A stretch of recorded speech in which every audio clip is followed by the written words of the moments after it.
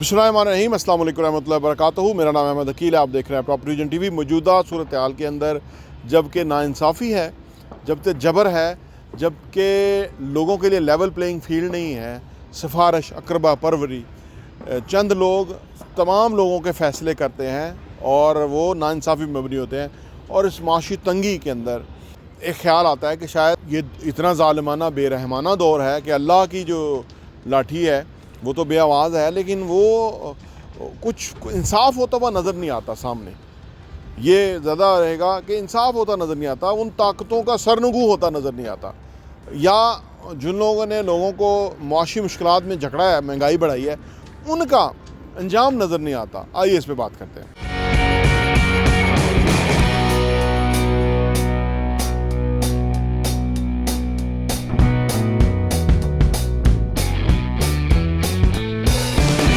Welcome back. जब हज़रत इमाम हुसैन का जो काफ़िला था, आपके रफ़क़ा थे, और उनके साथ जब यज़ीदी ताकतों ने जबर किया, यहाँ तक जबर किया कि आपके चीख़ बच्चों के सर उनको नेज़े मारे, और आपके जो साथी थे उनके हज़रत इमाम हुसैन का सर तन से जुदा कर दिया, नेज़े पे चढ़ा दिया। अगर हम वो दौर याद करें और आज का दौर याद करें तो हमें समझ आएगी कि वो तो नवासाए रसूल थे, जन्नत में नौजवानों के सरदार थे, एक बहुत ही बड़ी शख्सियत थे इस्लाम की रूह से, और नबी पाक सल्लल्लाहु अलैहि वसल्लम के प्यारे थे, जिनको आप बोसा दिया करते थे, जिनको साथ उनका बड़ा ही वालहाना प्यार था। उनके साथ जब ये सारा कुछ हुआ तो फिर भी आसमान नहीं गिरा, यानी बाहर उस वक़्त कोई आसमान नहीं गिरा, कोई ज़मीन नहीं गिरी। वो हुआ यज़ीद का जो बेटा था, वो जब यज़ीद मरा तो उसका बेटा इक़्तिदार में आया, तो उसने इक़्तिदार ये कह के ख़त्म कर दिया कि जो इक़्तिदार इतने जुल्म और सितम के बाद हासिल किया गया, मैं उसके वो नहीं लेना चाहता।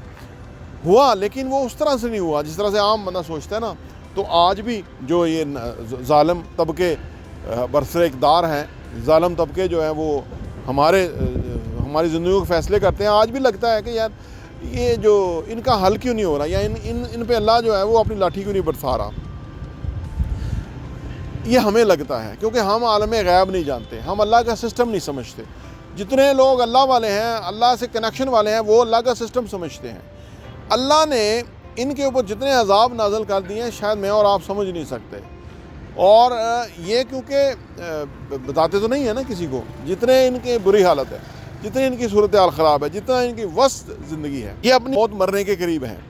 लेकिन सवाल ये पैदा होता है ना कि ये क्योंकि ये जो दुनिया है, हम इसमें मुख्तर टाइम के लिए आए हैं, हम इनका अंजाम हम देखने के लिए नहीं आए। अल्लाह का काम है हर एक का अंजाम दिखाना, उसको उससे गुजारना। इनको तकलीफ़ें अभी भी बहुत ही जानलेवा हैं, प्लेटलेट गिर जाते हैं, और दूसरा जरदारी मरने ही वाला था फिर ज़िंदा हो गया है। ये अल्लाह के फ़ैसले हैं। हमें, मुझे और आपको ये वाला फ़ैसला या ये सोच बिल्कुल नहीं सोचनी चाहिए। हमें ये सोचना है कि हमारे अमाल जो है वो क्या है, हमारा जो ज़िंदगी है वो कैसे बेहतर होगी, हमारा जो मुआशी मामलात हैं, हमारी जो डायरेक्टली ज़िम्मेदारी हमारी औलाद है वो क्या है, ठीक है ना। हमारा जो वोट देना है वो उसकी हम वो कर सकते हैं, हिफाजत कर सकते हैं, हम उन बंदों को सपोर्ट कर सकते हैं जो हम अच्छा समझते हैं। जो अल्लाह के फ़ैसले हैं वो अल्लाह को करने देने चाहिए।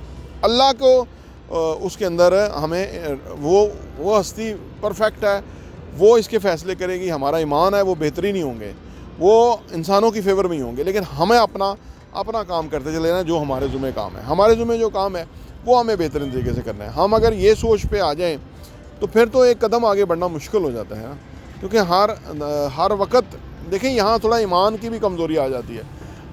नबी पाक सल्लल्लाहु अलैहि वसल्लम के दौर के अंदर जो लोग थे वो आप सल्लल्लाहु अलैहि वसल्लम से मोजज़ात की तवक्को करते थे। कुछ ने कहा कि आप ओहद पहाड़ को अगर सोने का बना दें तो हम मान जाएंगे। आप के ज़हन में ये बात आ गई कि मैं अल्लाह से दुआ करता हूँ। अल्लाह से दुआ मांगने ही वाले थे कि जिब्राइल आ गए और उन्होंने फरमाया कि आप अगर इनको सोने का पहाड़ बना भी देंगे फिर भी इन्होंने नहीं माना। तो बात यह है कि देखें नबी पाक सल्लल्लाहु अलैहि वसल्लम के दौर के अंदर ये चीज़ें हुई हैं सामने, कि जो ना मानने वाले लोग हैं वो नहीं मानेंगे। लिहाजा हमें किसी को बनवाने की बजाय अपने रास्ते को दुरुस्तगी की तरफ ले जाना है।